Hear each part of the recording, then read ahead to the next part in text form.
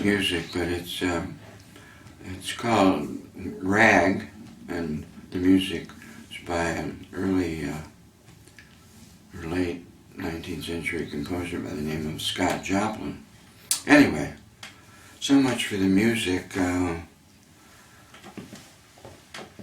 I guess we're going to continue at this point, for better or for worse. One of the things I'd like to mention, which you may or may not find interesting, is that going back about 100 years, say around 1913, or perhaps even earlier, let's go back to about 1890. At that time, and pretty much up until the Second World War, the scientific community around the world used to freely exchange information. Not always.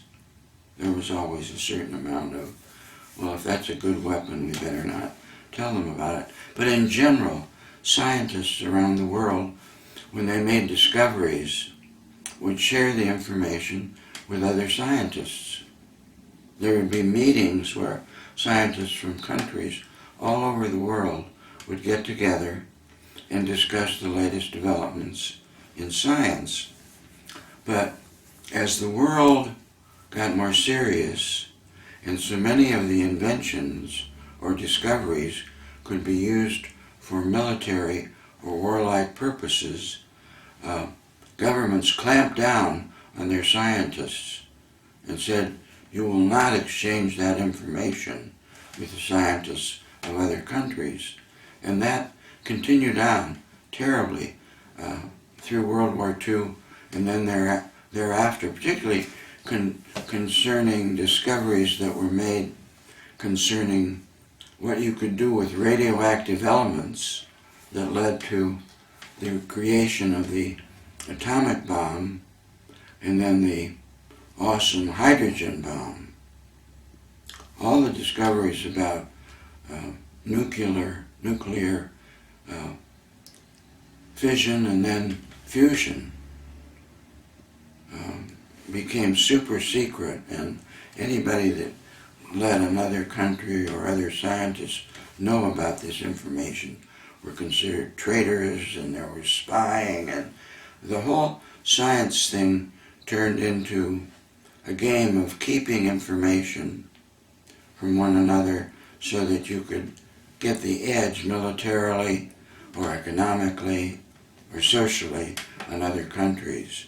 And unfortunately, today, if a scientist comes up with something, he wants to patent it, keep it a secret, use it to make money, etc. But it's just nice to know that there was a time in the world when great, immense scientific and technological discoveries were made, and they were given freely to the world.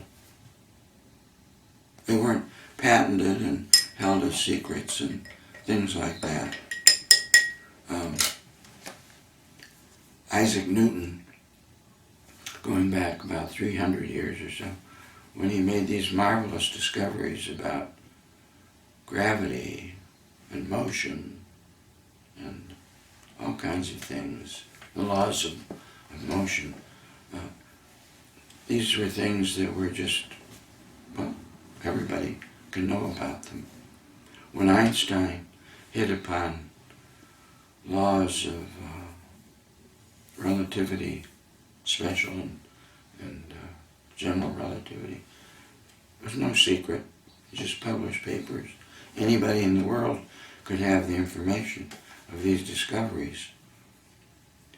So anyway,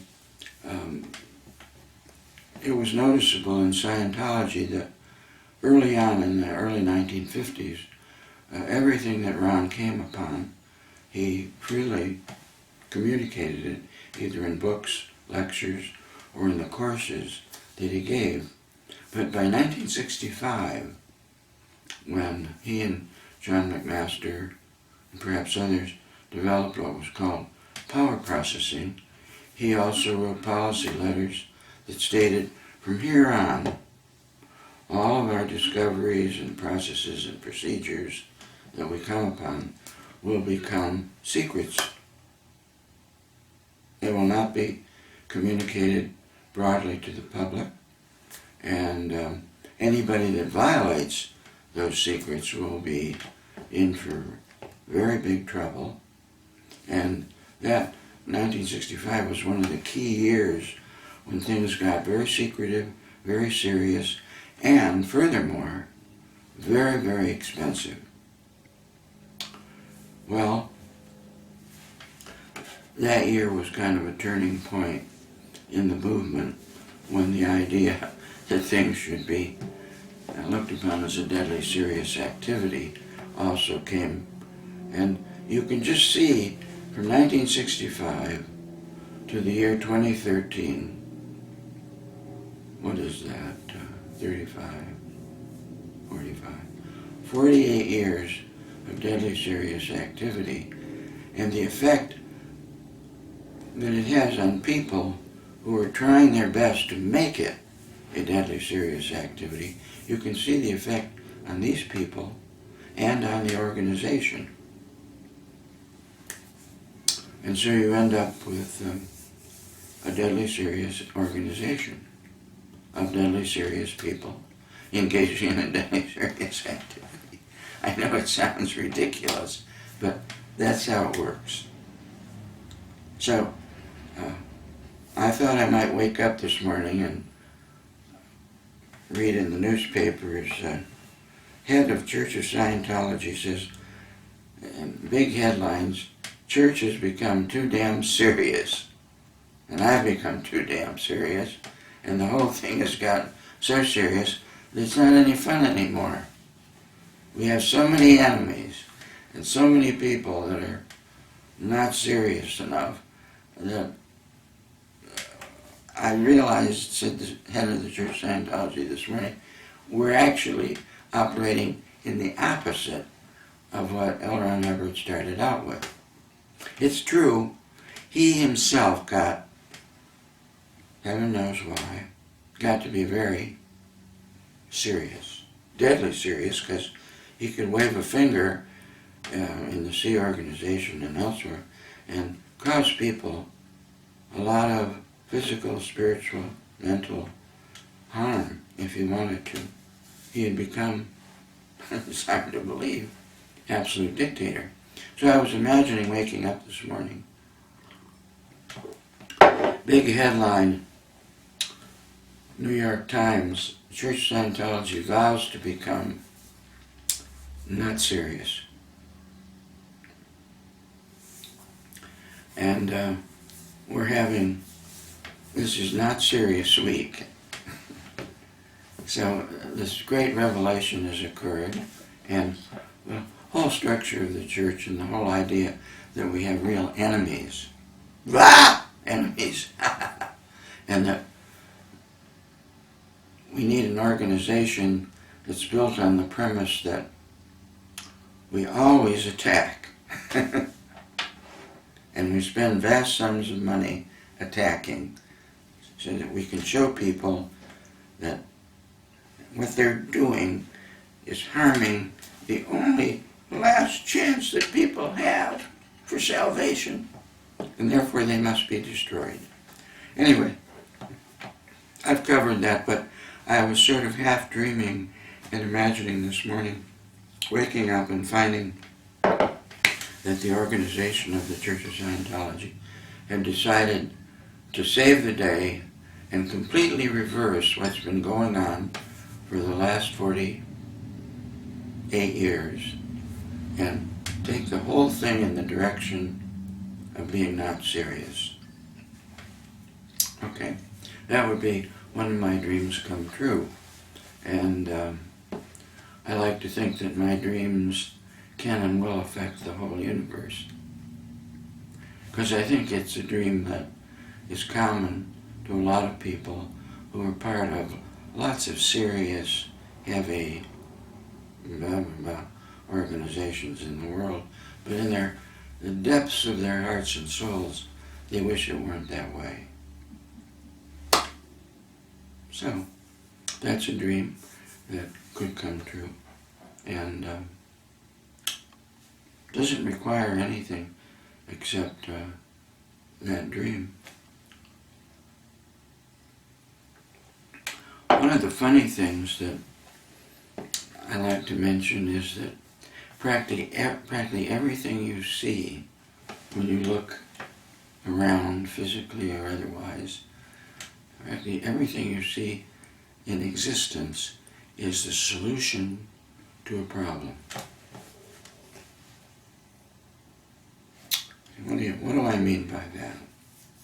Are you trying to tell me that an automobile is the solution to a problem? Yes, I'm trying to tell you that. Well, what was the problem? Well, you don't have to be a rocket scientist or a genius to see what the problem was. People were thinking, well, it's great to get around by horseback, but if I want to get from San Francisco to Los Angeles by horseback, it's going to take me probably a couple of weeks.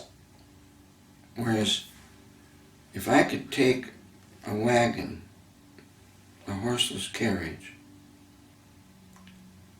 and somehow find a way to make it do what horses do, but much faster, I could get from San Francisco to Los Angeles 5 or 6 hours.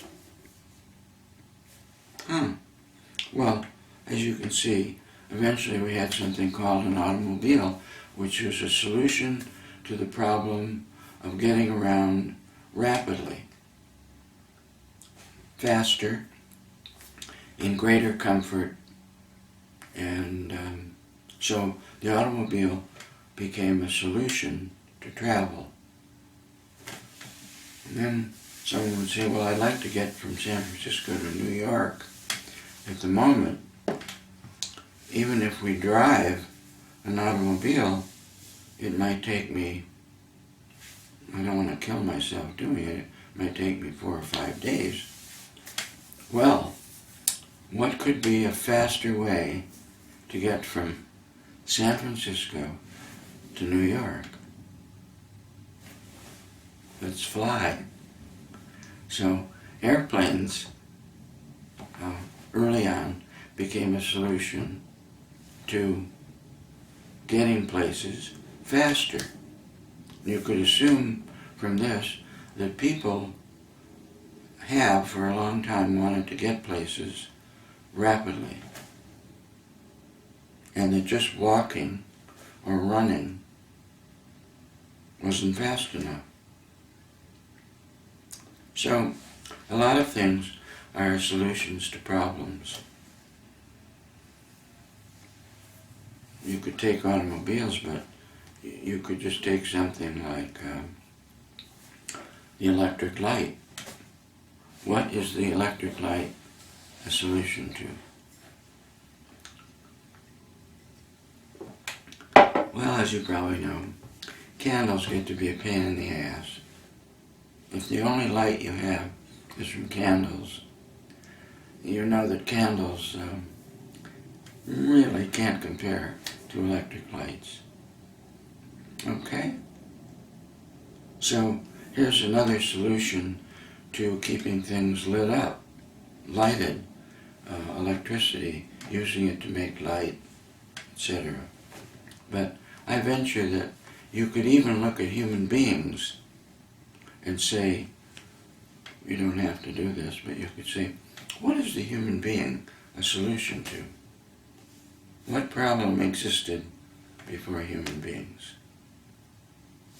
I'm looking at Tatiana as I say that, because I've said this before, that being a human or a human being is a solution to a problem, and sometimes people are like that, right, I see what you mean, or they're like, well, how could being human be a solution to something? So, I know the answer. I know what the problem was that preceded being human. Should I tell you? It may not be true, but I'll tell you anyway. Let's just say that there was something prior to being human. But that something had the desire to be able to become mortal rather than immortal. That the something wanted to experience the pleasures of the flesh, but couldn't. That wanted to be able to fail and to have excuses for failure. That it wanted to know what the experience of death and dying was like. That it wanted to have the sensations that come from knowing you're not going to live forever. Wanted to know what it was like to be unconscious, to be stupid, to be vindictive, to be insane. In other words, all the things you can be if you're human. So, what preceded being human was not human, but had, for some reason, the desire to make something that it could be that could be so limited and so wild and so anything but immortal that said, well, all right, let's make something that's called a human being. And it will solve the problem of immortality. You see, immortality is a problem. Well, it can be. It is a problem in the sense that you can't do things like dying or living unless you have something that you can be that is. So we invented human beings. If you read a little book by L. Ron Hubbard called Advanced Procedures and Axioms, he says in that book, the fundamental or basic aberration is being human. For some reason that book was never very popular.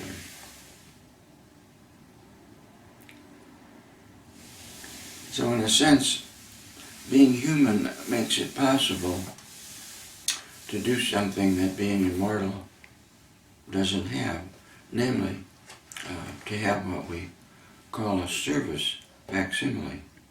And in ordinary language, a service facsimile is simply what I use to make myself right and others wrong. I use to dominate others. But most importantly, the service facsimile is an excuse for failure. So, being human gives an immortal the chance to experience saying, well, the reason I failed was because I was treated badly as a child. Or the reason I failed was I didn't have enough money. Or the reason I failed was I didn't know. So there's a whole book of excuses that humans use to explain failure. And that's one of the forms of a service facsimile, or a way to explain away what we do and give it a reason. Like, why did you do that? Well, I didn't mean to. And so on and so forth. So, the human expression is an immortal's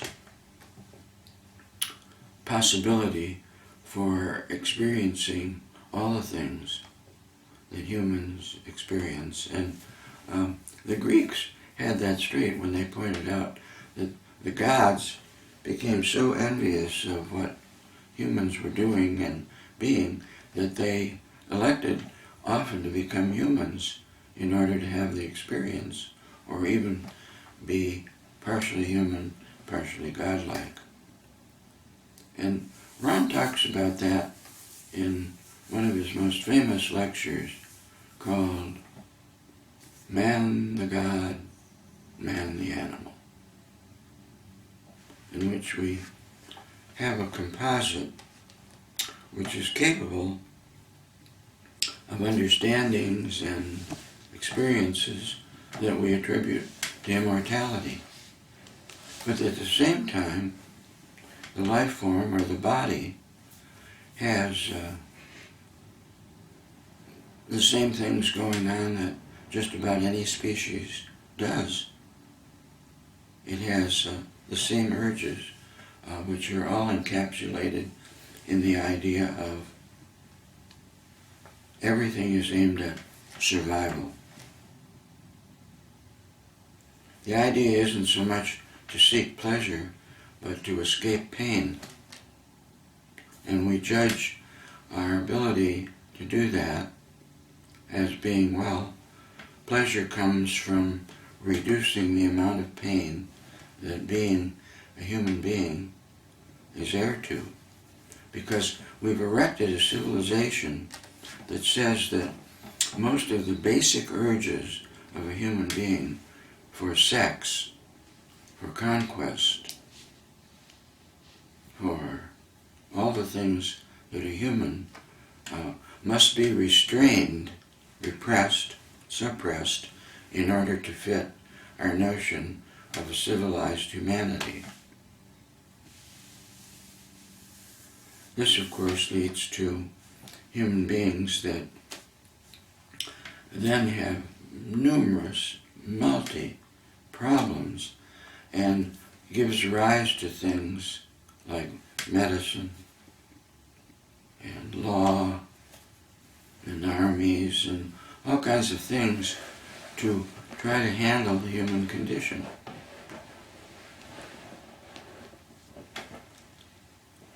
So, one of the things I was fond of describing was the courage that L. Ron Hubbard had in 1950 to take on many of the things that make being human really unpleasant,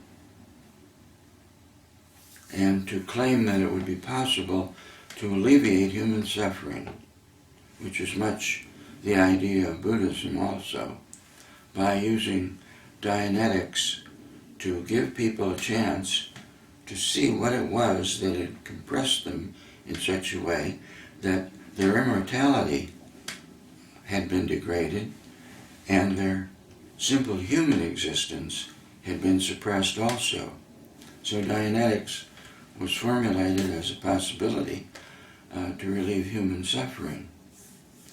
What's interesting is that around 1890, prior to Hubbard, there was a guy in Austria by the name of Sigmund Freud. And Siggy, as we called him, was the father of a movement called psychoanalysis or psychoanalytic therapy. But Sigmund Freud entered the Victorian world where practically every human expression was repressed and suppressed. That women were thought to be people who didn't have and shouldn't have strong sexual feelings and emotions. That children could never have any sexual ideas or feelings, that infants couldn't, and the very thought that those might be true would only be the thoughts of a pervert or a sick mind that would think that the flower of humanity, woman, would be someone who could have sexual feelings and thoughts and desires for freedom and education and so forth. So Freud came along and said in no uncertain terms, that's crazy, sick bullshit. That we're doing things to ourselves, to women, to people of all, so that they are no longer free to communicate. They're no longer free to expand as people. They're no longer being able to be seen as to what's really going on inside of them. And Freud came along and said, that's bad, that's sick. That's a design for a society that leads people to hysteria, to stupidity, and more importantly, every so often they have to break loose and engage in warfare to try to get loose from all the things that are suppressing and repressing them. And he said, and by the way, one of the things that leads to all of this is there's something called the unconscious mind. The unconscious mind. What's that? Well, that's a mind that people aren't aware of or conscious of, that has the ability to dictate behavior. Behavior without the person understanding or knowing why the behavior is that way.